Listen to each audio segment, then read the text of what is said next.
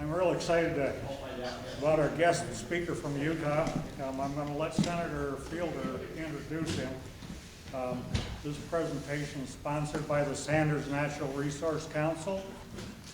Our goal is to bring back natural resource jobs to northwest Montana and recreate a vibrant economic base for our citizens. A couple of housekeeping items. One, I'm sure you probably know what it is, and it's cell phones. If you turn yours off, we'd appreciate it very much. Please hold your questions until the end. Our guest speaker will have a question and answer at the end. If you haven't noticed already, there are some donation buckets up front. There's one for the mission that he's on in trying to take this message to the western states. And the other is for us. It costs us about, excuse me, $400 to put this on, and anything that you could do would really be appreciated.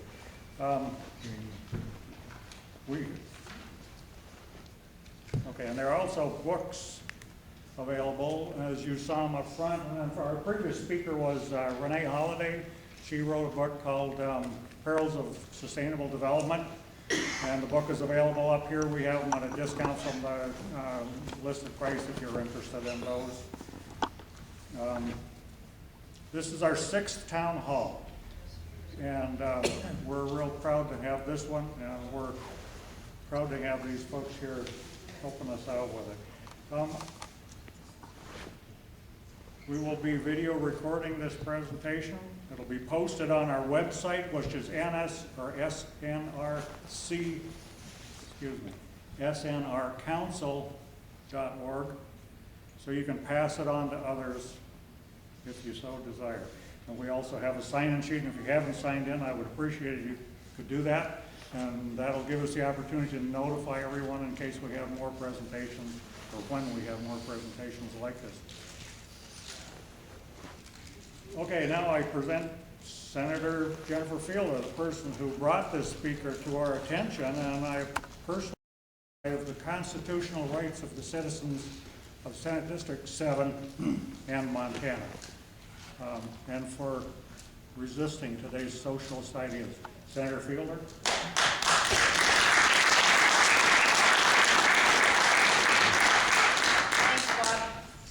So welcome everybody. My name is Jennifer Fielder, and I'm not a politician. I'm just one of you that got elected to go serve in the legislature and help bring your voice to the legislature. And I'm going to keep it that way too. I don't ever plan to become a politician, so please don't consider me one. I'm accessible. You can call me. I live right across the road on Cherry Creek. When you call my phone number, you call me. I don't have a staff that takes the calls. When we're in session, we do have someone over there that answers calls because we're in meetings all day long. But when I'm not in session, it's just my husband, Paul, and I. My husband, Paul, is right over here. If you raise your hand, Paul. He's my partner. Yeah, he's such a big help, and he's also got a lot of expertise in natural resource issues. He spent his entire career as a wildlife biologist and has a tremendous background in that. A lot of you in this room are also my helpers and my aides, and I really appreciate the different counsel that you provide to me. And it actually was citizens from Sanders County who first told me about the American Lands Council and sent me a link of information about it. I believe it was Lark Chadwick. And it was about a little over a year ago.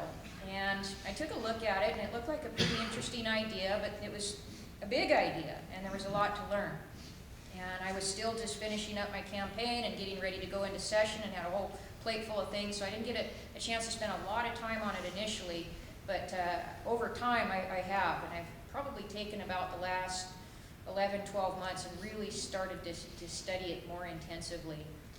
And I was asked to bring legislation about this transfer of lands idea to Montana, but as a brand new legislator and someone who didn't know that much about it, I wasn't ready to do that. I wanted to understand it and become an expert and make sure that it was the right thing to bring to Montana before I went ahead and jumped on board. So I've been studying it. And what I did do, though, with the legislature is I did bring a study. I sponsored a bill to actually study the problems with federal land management and look for the solutions that would help remedy those problems, because we do know there's a lot of problems. We know that our access is being closed off more and more and more all the time. We fuel loads and the fire hazard has gotten to probably the worst point that it's been in the last 100 years. And that's harming our environment. These catastrophic fires, when they burn a lot of wildlife habitat, as well as some of the reports I've seen are documenting over 100 million animals burned in these fires in the western states just in the last 10-year period. So there's a lot of wildlife being burned up, there's a lot of habitat being destroyed, a lot of pollutants that go into the air, billions of pounds of pollutants going into the air, toxic pollutants going into the air from the wildfires. And the poison to our streams, and just the devastation after a fire of the erosion that you get, the runoff, and how that's undermining utilities and causing a lot of damage to water systems and everything. So there's a lot of damage that comes with a catastrophic wildfire. And it doesn't really make sense to me, because in some places, in a lot of places, we didn't have these high fire hazards because we had people in there taking timber out. And there was a time when probably too much timber was taken. But we know better now. We know how to manage the timber in a way that's good for our environment, and also produces jobs for people and produces a merchantable product out into the marketplace that people actually want. And then there's minerals as well. So there's a lot of value in the lands and the resources, and we're not really able to access them like we should be able to. And I'm really looking forward to finding a balance that works, using the science that we have and generating the education that it takes to let people know that yes, you can take out some trees and it actually improves the health of the forest, versus thinking that all logging is destructive, like I grew up thinking because of the things I saw on television. Now I know better because I studied it and to take a look at. But a lot of it's about education. And so this federal land study that we brought to Montana received broad bipartisan support. And the study bill that I wrote recognizes that there are severe problems in Montana on the federal lands. The federal budget is going in a sharp decline. The ability to manage the lands is in a sharp decline. The problems we're experiencing, the fire hazard, the spread of the bark beetle, those devastating detriments are on the increase, yet the budget to take care of it is on the decrease. So I received, I think it was 59 or 60 co-sponsors on that bill across the aisle. It was bipartisan supported, and we passed that legislation and ended up with, I think it was 82% of the legislature voted in favor of that bill, saying yes, this is a serious issue, and yes, we do need to find solutions for it. So where we're at in the process right now is there's an interim committee, since our legislature in Montana only meets every other winter for 4 months. We meet on the odd years. We just had our session in 2013, and we won't have another session until 2015.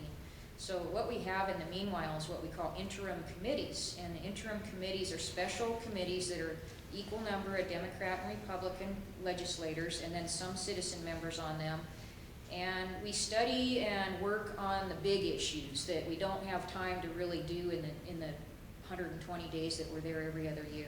The bigger issues get assigned to these interim committees. So this federal land study was assigned to the Montana's Environmental Quality Council.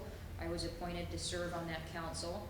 And then that council appointed a subcommittee or a working group to specifically study and work on this federal lands management legislation and the study.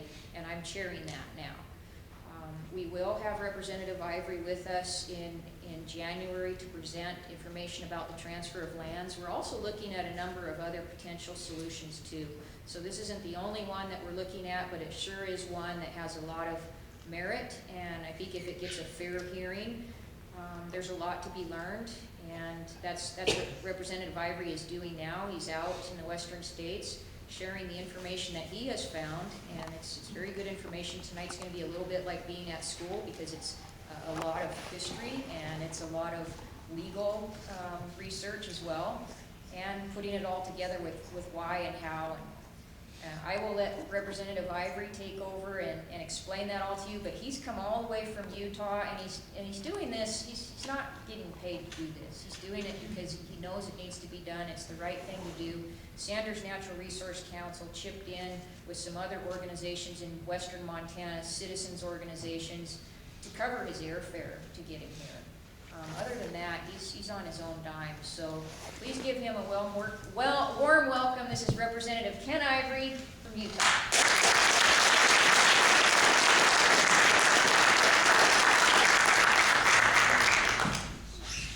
Thank you very much, Bob, and your group, and Jennifer. I'm honored to be here with you. You need to know that your state senator, when she says she's not a politician, that may be true, but she's politically savvy.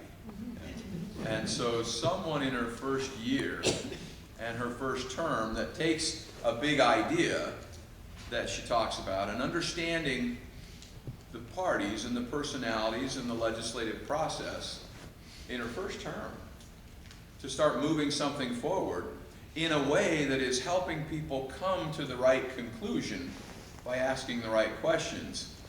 You're very well represented. I have to tell you that. She's doing a phenomenal job, and we're learning a great deal. It's kind of fun because we came up with this big idea that she talks about, and now we're learning from the other people that have taken it and taken different twists and turns and shaped it for Montana or Nevada or Idaho or Wyoming. And so now we get to learn from them and say, okay, in Utah, we're going to do it a little bit more like Montana is doing it or like Nevada is doing it. But I have to tell you, it's a great pleasure, both professionally, if you will, in our legislative career. I don't even like to call it that, but as a legislator, it's very, I'm very grateful to work with Jennifer, but personally as well. She's been a great strength. This is hard. Big things are hard. And it's very nice to have someone that has such great faith and commitment to the principles our nation's founded on, to draw on personally for strength. So I just want to tell you, you are very well represented, and I'm deeply grateful that you have chosen this good senator to represent you personally. A lot to talk about. Imagine if we do nothing and just let the status quo continue to go forward. Can you imagine? If we just let the debt continue to go where it's going, and the forest to continue to go where it's going, and the jobs to continue to go where they're going, and our communities to continue to dwindle as they're dwindling. Imagine it. I don't know if that's acceptable to anyone on either side of the aisle. Republicans or Democrats, liberals or conservatives, except for a few. There are some, like they said, what was that movie Batman? They said some people just want to watch the world burn. There may be a few, but I don't think the status quo, maintaining the current condition, is acceptable to hardly anyone. Because we know there are big issues, there are big things happening, and there's going to be change, but I want you to think about this. I had a private meeting with someone a couple weeks ago, and he made this statement, and it's really opened my eyes a little bit. He said, imagine that you're a Jewish person standing on the streets of Germany. Some of you may have heard this. That you're a Jew standing on the streets of Germany in 1945. And someone walks up to you and they say, you know what? Be of good cheer, because in 5 years, you're going to be restored to your homeland and have your own country again, as they're hauling your people off to the gas chambers. Be of good cheer. In 5 years, everything will be different than it was. Imagine in 1855, someone comes up to you and they say, one of the two major political parties of the day is going to be gone in 5 years. And the new president is going to be from a whole new political party that doesn't even exist today. And it happened. I really think that we're in one of those periods of very profound change, where political possibilities that were never possible before are now, because they have to be. We know going forward things are going to have to change. Well, think of what we do with that. I appreciate the lead-in on being rooted in principle. Policies come and go. And people fight over policies all the time. Principles. Our nation was founded on a certain set of guiding principles that were bedrock, inherent, inalienable principles to guide us through whatever the policy whims may come and go. Well, let's think about some of those, okay?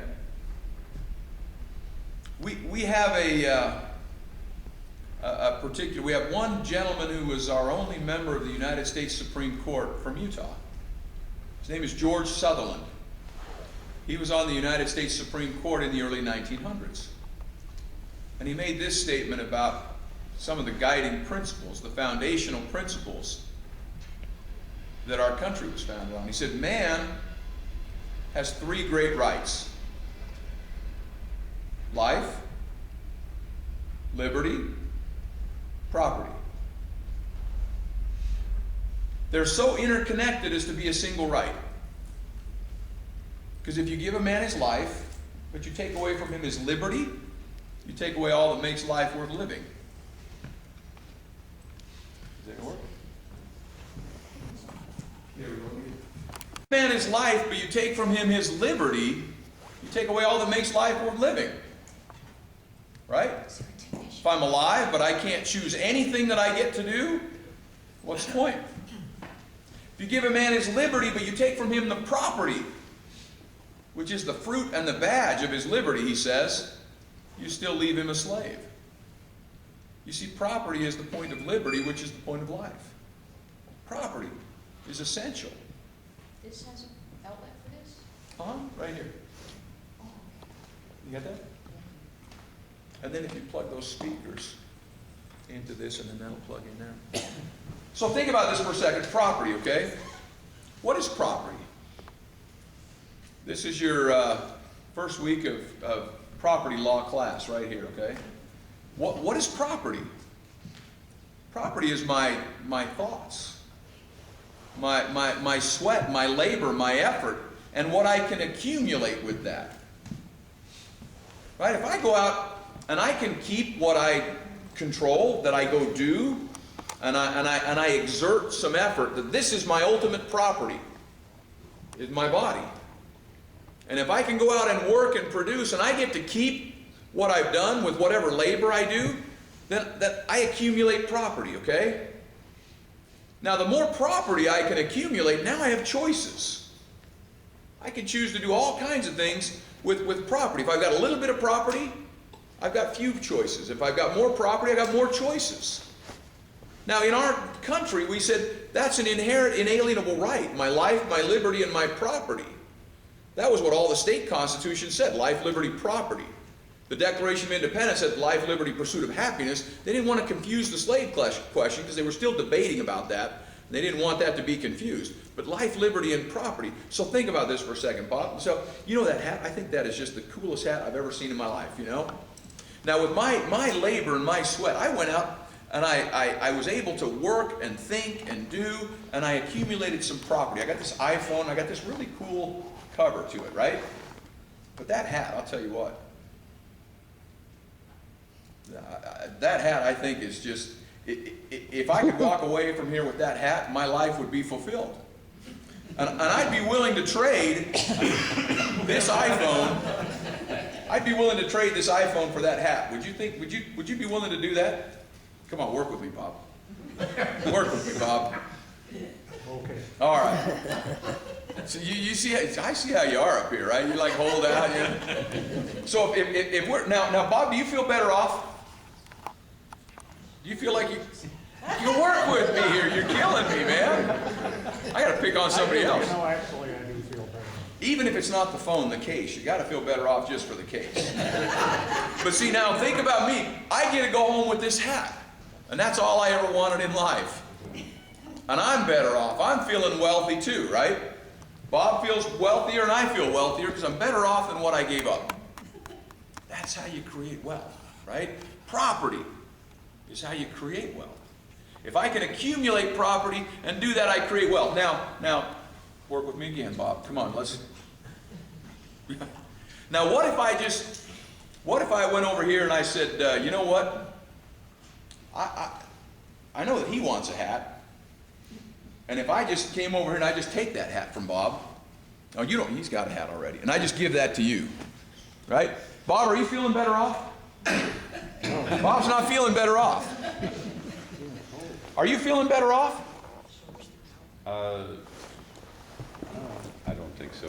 Yeah, maybe, maybe not, right? Because you know, you're going to see Bob when you go walking down the street. Yeah, right. And there's only so many Bobs. If we just go keep taking hats and give them to you, have we created any wealth here?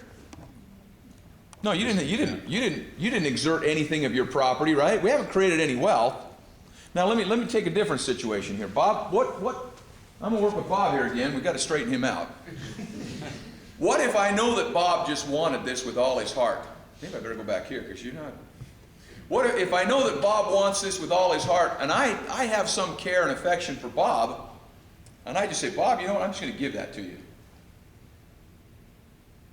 Am I better off? Yeah. Because there's some reason that I had some care and affection for Bob. Is Bob better off? Did we create wealth? We did. We're both better off at the end of the day. You see how that works? That's property. Now, if I'm just taking property from somebody and giving it, we didn't create any wealth. Now, the whole point of our situation was the more property we have, the more choices we have. Now, we agreed collectively to form a government to provide some protection for us, and we agreed we'd give up some of our property. But we wanted to keep as many choices as possible because that's how we can create the most amount of wealth. The more property you can keep and control and work and use to trade with others, the more wealth you can create. The more government comes in, as Ronald Reagan told us, as government expands, liberty, choices, contracts. So now think about, are we ready to go? I don't know where that goes. Oh, don't worry about It's the that. speakers. Yeah, it's the other one. It's plugged in. Yeah, and then there's the little speaker cable that we plugged over there. Sorry. That one right there. Nope. Yeah. Now, hey, we are in business. Look at that, would you? Okay, now, let's see if we can set that here, and we'll go back here to that one. And to that one.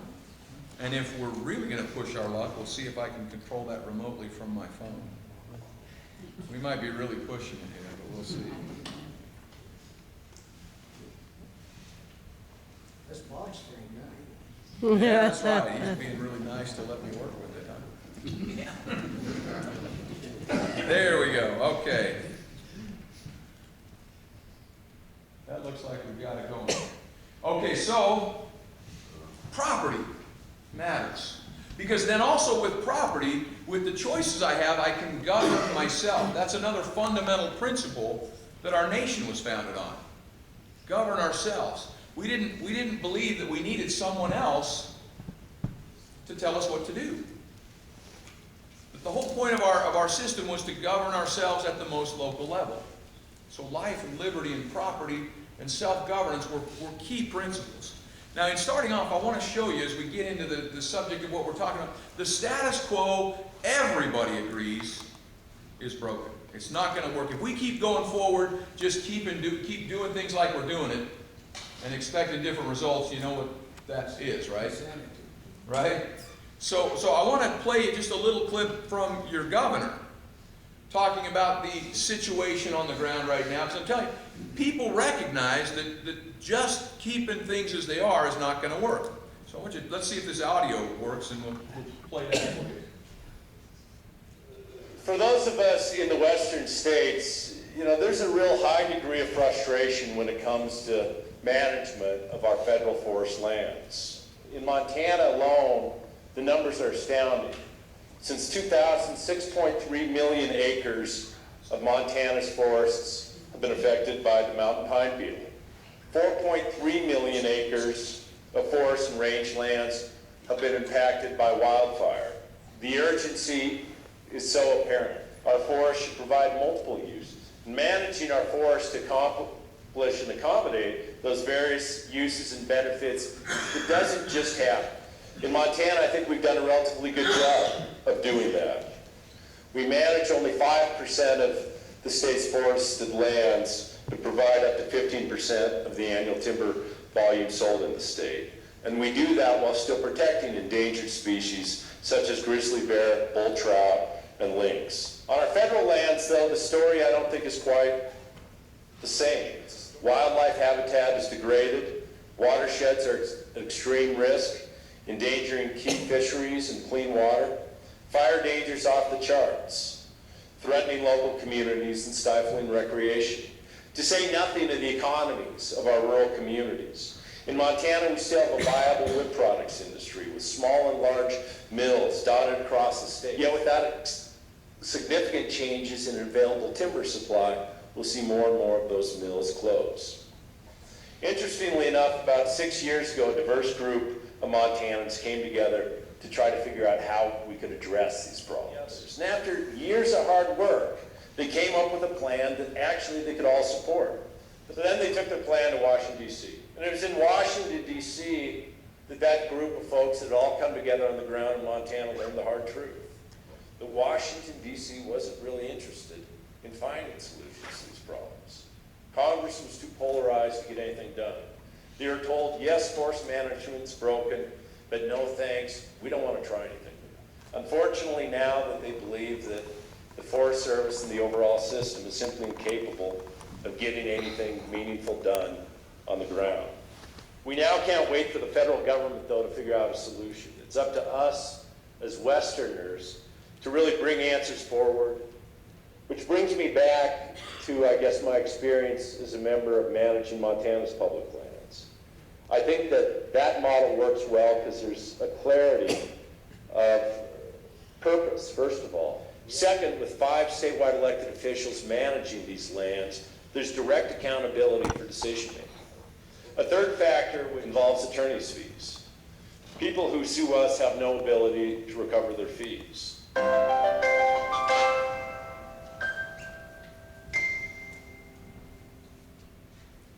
Says the urgency is apparent, right? Yeah. You're living it. I mean, all around you, right? The urgency is apparent from an environmental standpoint. And he says, Washington right now, on a bipartisan basis, is broken. It's systemically broken because I believe we've gone away from some of the fundamental principles, including property.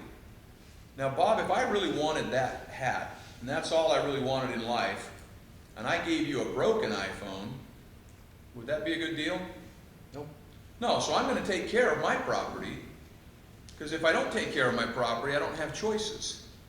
But when you've got people through on rotations and there's policies that there's not direct control, this is just the natural result, unfortunately, of going away from policies. Where you have tribal lands, the forests aren't in that same condition. Where you have state lands that go direct to fund education, and you've got people interested in that property and have direct accountability, as your governor said, the forest lands aren't in that condition. And they generate revenue. When you have private lands as well, same thing, they're not in that condition.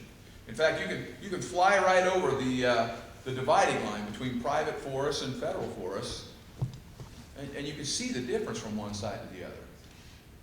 That's what property, the principle of property is critical in maintaining the environment, in growing and increasing economic activity. And that's where I think we've got to get back to these fundamental principles. This just came out in your Billings Gazette last week. Montana has the most inaccessible federal lands. Access is being shut off. Roads all over, the forest plans, the travel management plans, access is being shut off all over the West. And then you've got a situation like this where Montana has $7 billion in annual revenue. 42% of it comes from the federal government. That's broke. Now imagine in your business, imagine that 42% of your revenue comes from one customer, and you know they're bouncing checks to the payday loan company. And you go to your partners or your board of directors and you say, hey, I got a great idea, let's just keep doing what we're doing. What could go wrong with that, right? That's kind of what we've been doing. We've been thinking, you know, it's just the way it is. Well, again, the status quo cannot continue. That which is unsustainable will end.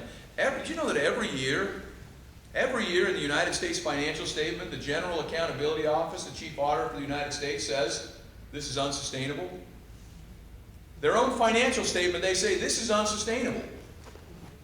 And 42% of Montana's revenue comes from that source. So as Jennifer was saying, Senator Fielder was saying, this is a time for big ideas, just like in 1945 when they told them a big idea and you'd think they were crazy. And in 1855 when you said, that's a big idea, and they'd say, oh, you know, you're crazy. There are times when big ideas, because of the times, that you've got powerful political possibility. I would suggest that this is one of those times, because what we're talking about is reconnecting with foundational principles, like liberty and property and self-governance. Because we've seen what relying on someone else to take care of our property or take care of our liberty or take care of our state, that's just the natural course of where things go. Government's centralized to a certain point, and then they simply can't go anymore. We're going to talk about a couple of simple points tonight, all right? The federal government promised all states at their statehood that they would dispose of the public land. All of them. All the newly created states. And the promises are the same for all states east and west of Montana. Did you know that? Yes. Some did, right? Oh, let me back up here. It's already been done before. Illinois, Missouri, Arkansas, Louisiana, Alabama, Mississippi, that great western state of Florida. Think of your geography for a second. They were as much as 90% federally controlled for decades. They're not today. Why? It's already been done before. We'll look at that. We talk about big ideas. It's $150 trillion in mineral value locked up in the federally controlled lands. More recoverable oil than the rest of the world combined, locked up in the federally controlled lands. And with revenue and with control of the property, we can have an and instead of an or. People say, oh, well, you don't care about the environment if you care about the revenue. And if you care about the revenue, you don't care about the environment. No, it's very much possible when you're dealing with your own property to say, yes, I care about this and I care about the revenue. Because 42% of my revenue in Montana is already going away, and we'll look at that as well. There's a possibility to get to and. You'll have a lot of people that will want to say, oh, you can't have this and this. It's an or. If you want, it's either this or this. No. It's like your governor said. Here in Montana, you've got your own crazy politics here, like all states do. But in the state, you have to educate your kids, no matter what happens in Washington. And in the state, regardless of the politics, you have to take care of sick people and poor people. And in the state, regardless of what happens in Washington, you got to take care of roads and public safety. And so regardless of the politics, you work together. Like a forest plan, but because the property is controlled somewhere else, we continue to see the urgency, the environmental urgency, the economic urgency that is out there. And this is all facing all Western states the same way. The only solution big enough to fund education in our states, to better care for the environment, to grow the economy locally and nationally, and to attain some sense of energy independence. It's the only solution big enough. As we go through, if you text, and you want to get more information, you can text the word land to 58885, or if you put your name on that email list, we'll get you on an email list. And we send out one email every week to give you a little more information on this idea that we're talking about. We're going to do kind of a big drive-by shooting tonight with a lot of information. We're going to go kind of fast and give you a bunch of information, as much as you can handle. When I see your eyes start glazing over, we'll kind of call it a night. This is a big idea. It's going to take some time. I want you to know that on the website, the American Lands Council website, there's links to videos where you can see this presentation in little broken down bits. You can watch the whole thing. You can watch it over and over again. You can send it to your friends. You can see a bunch of the resources, the documents we're going to talk about and show you. They're on the website. The slides, most of them are on the website, and I promise we're going to keep putting more slides on the website. There's a YouTube channel, American Lands Council YouTube channel, and you can go and see these little videos and share them with your friends, and please share them with your friends.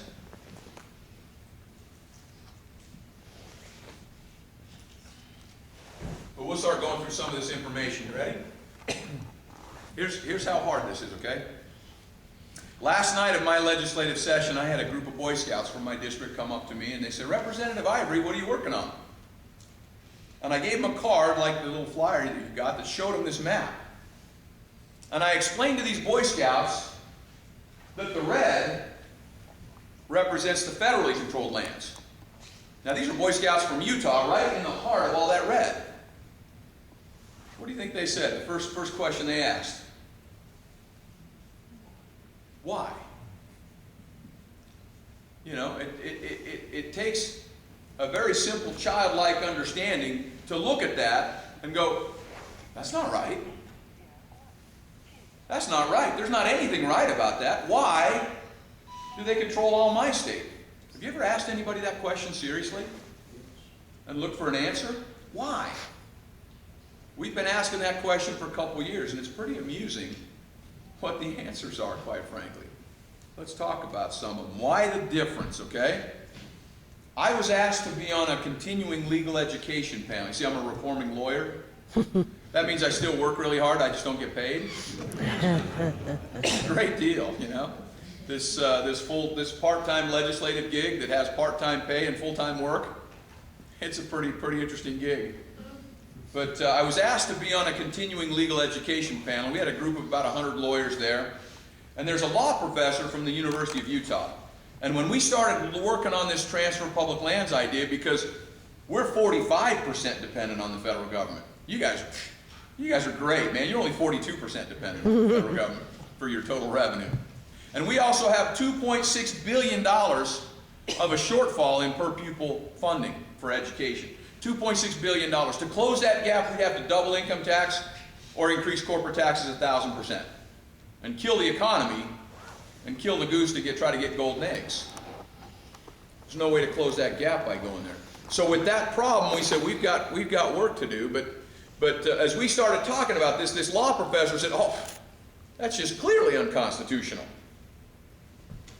To even think that there's some reason that the states in the West should look more like the states in the East in terms of the federally controlled land. Clearly unconstitutional.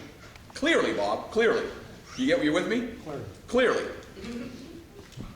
So I'm excited to hear why this is clearly unconstitutional. And so we're there. We got about 100 lawyers we're presenting to. And he goes first. He gets up and he puts up this map. Can you read that? It says annual average precipitation of the lower 48 states. And he says, now you see in the West there, you see that? You see how the states in the West, you see how they're different than the states in the East? You see that? Right? You see that? Well, therefore, the federal government keeps the land.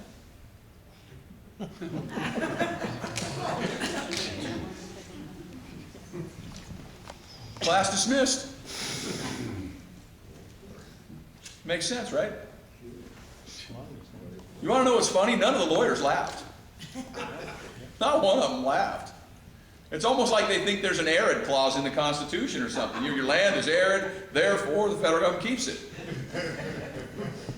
That was argument number one. Now I've heard a judge tell me it's because your land is rugged.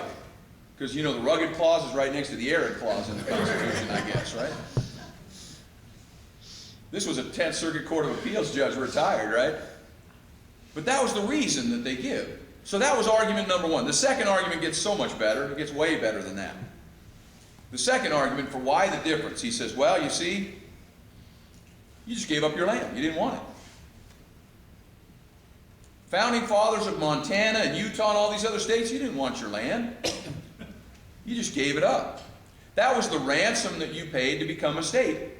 And then he says, I've looked at the enabling acts of all the western states. An enabling act, the way this works The way you become a state, you've got this territory, and you get a certain number of people, about 60,000 people in the territory, and then Congress says, we think you're about ready to be a state. Usually it's the people in the territory, grumble, grumble, grumble, it's time for us to be a state. And so Congress passes a bill called an Enabling Act. And the Enabling Act says, if you meet, and we're going to give you $20,000 or $50,000 to hold a constitutional convention, if you meet, and if you come up with a constitution that meets these criteria, the president will declare you a state. That's called an Enabling Act. The Supreme Court calls it a solemn compact. Something more than just an ordinary agreement. It's a solemn compact. What does that mean? I don't know, but it's solemn. That means it's pretty dang serious in legal parlance, right? It's some kind of serious deal. More than a contract. But so that the Enabling Act, right? Law professor says, I've looked at these Enabling Acts of all the Western states. All of them. And they all say these same 6 words. They forever disclaim all right and title to the unappropriated public lands. You gave up your lands, it's a dead letter, and he sat down as if to say, I rest my case. Then it was my turn. I got up, I didn't even deal with the arid thing. I was like, please. I mean, think about that arid thing for a second. Think about Oregon. Arid. Think about Washington. Think about Alaska. Arid? I mean, that argument on its face doesn't hold water, so to speak. So I didn't even deal with that one, right? But this one here, I said, you know what? Wow, professor. Look at that right there. The people inhabiting the territory do agree and declare they forever disclaim all right and title to the unappropriated public lands. Man, that's a tough one. That's Alabama's Enabling Act. Not the Western states. He forgot to look east, you see. Alabama was 90% federally controlled for decades. They're less than 3. Maybe that doesn't mean we gave up our lands and ransomed them away because we didn't want them. You see here, forever disclaim all right and title? Well, that's Louisiana's Enabling Act. And they were as much as 90% federally controlled for decades. And they got their land down to 4%. Maybe that forever disclaim means something different than we ransomed them away to give up our lands, right? You see right here, forever disclaim all right and title? That's Nebraska's Enabling Act. They're 1% federally controlled lands. Maybe that language means something different than we gave up all our lands. Because they went from more than 30% public land. Nebraska's a really interesting story. Think about this. Here's your geography test. Did you know you were coming to class tonight? So you've got Nebraska here, and you've got Nevada over here. Which one would you think is a state first? Nebraska. You'd think Nebraska. You'd be wrong, Bob. You just lost the phone. I'm sorry. You'd think that, but Nevada's actually a state first. But their Enabling Acts, less than 30 days apart. Word for word, the same terms on the disposal of the public lands. Nevada's made a state in 1864. Nevada's made a state in 1864. Nebraska not until 1867.